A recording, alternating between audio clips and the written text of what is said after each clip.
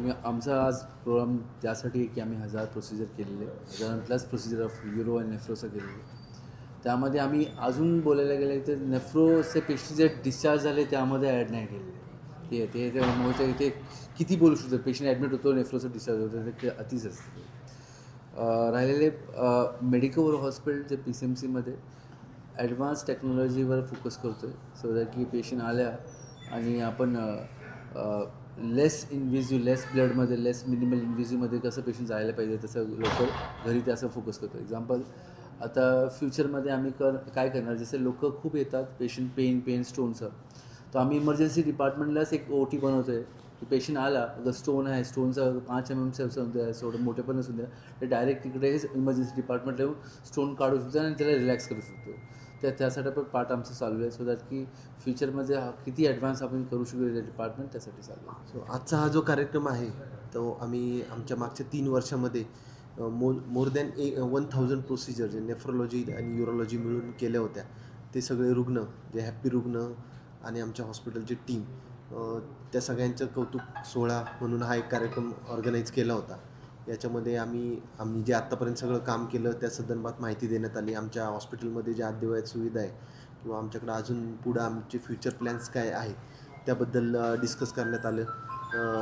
या कार्यक्रमासाठी आमचे centre head doctor Vyas Maurya, आमचे यूरोलॉजिस्ट आणि transplant surgeon doctor Sumit Chaudhary आणि मी नेफ्रोलॉजिस्ट पवन वाखारे आम्ही उपलब्ध होतो.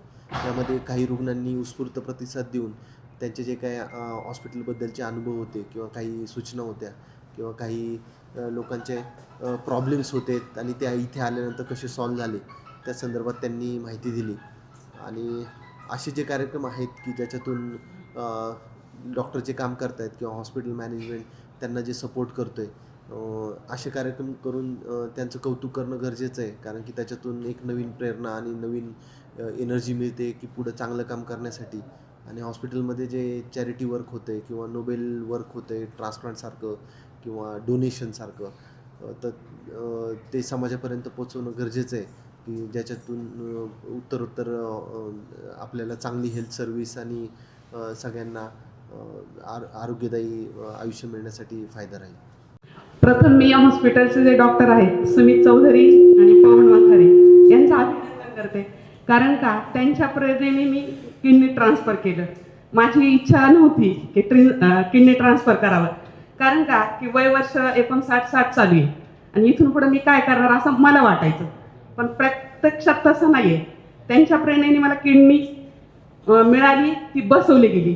पण त्याच्या अगोदर जर बघितलं तर ह्या आजाराची मला पूर्ण अजिबात कल्पना नव्हती. माझं पहिलं प्रोटीन पास व्हायचं युरिनमधून, तर व्हायचं नंतर 2-3 वर्ष झाल्यावर मला कळलं की अरे याच्यातून किडन्या पण फेल होतात.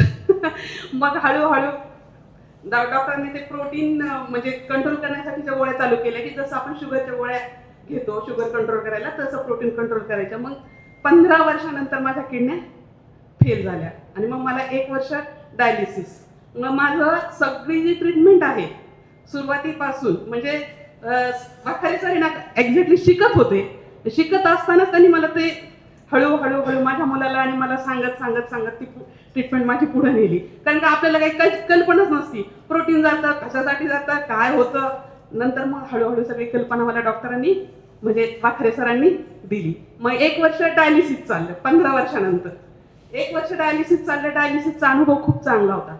म्हणजे मला असं कधीच नैराश्य हॉस्पिटलमधून नाही आलं की बाबा मी डायलिसिसला गेले माझ्याकडे दुर्लक्ष झालं, शॉपनी सिस्टरांनी दुर्लक्ष केलं किंवा डॉक्टरनी दुर्लक्ष केलं, असं कधीच झालेलं नाही 1 वर्षामध्ये.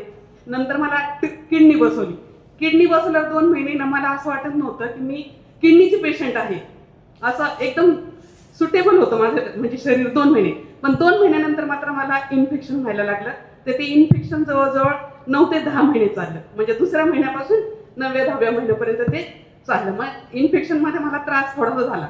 त्रास कसा झाला, थंडी ताप यायचा, जेवण बंद व्हायचं, नको वाटायचं जेवायला. म्हणजे जेवण पुढे आलं की असं वाटायचं नको, ही मला शिक्षाच होती. त्याच्यानंतर म्हणजे उलटी व्हायची, जुलाबांचा त्रास व्हायचा. पण डॉक्टरांनी हळूहळू ते पण कव्हर केलं. मग पर्याय काय, इन्फेक्शन झालं की चला डॉक्टरांकडे. डॉक्टरांचं यायचं म्हणजे 7-8 महिने त्यांनी माझा एवढा त्रास काढला की आपल्या घरातले लोक पण एवढं त्रास काढू शकतात की नाही मला माहित नाही बरं का. खरं सांगते मी, म्हणजे अगदी सत्य परिस्थिती सांगते. कधी कधी मला आणि माझ्या मुलीला असं फिलिंग व्हायचं की अरे बापरे 8 दिवस झाला आला ताप, आता काय करायचं, आता जायचं पवन. म्हणजे फिलिंग व्हायचं का आता 8 दिवसात कसं परत जायचं. जरी डॉक्टर असले, जरी त्यांचं काम असलं, तरी पण आपल्याला एक मर्यादा असते ना, एक क्षमता असते की कुठपर्यंत आपण जायचं. पण तरी पण आम्ही असं एक दिवस थोडंसं 4-5 तास मागं पुढं करायचो, माय लेतं माय लेकी. आणि मग पवन सरांना विचारायचं आणि मग ते जे ट्रीटमेंट देतील, जे गोळ्या औषधं देतील ते घ्यायचं. असं 7-8 महिने चाललं. पण आता ह्या 3 महिन्यामध्ये मी पूर्णपणे क्लिअर आहे.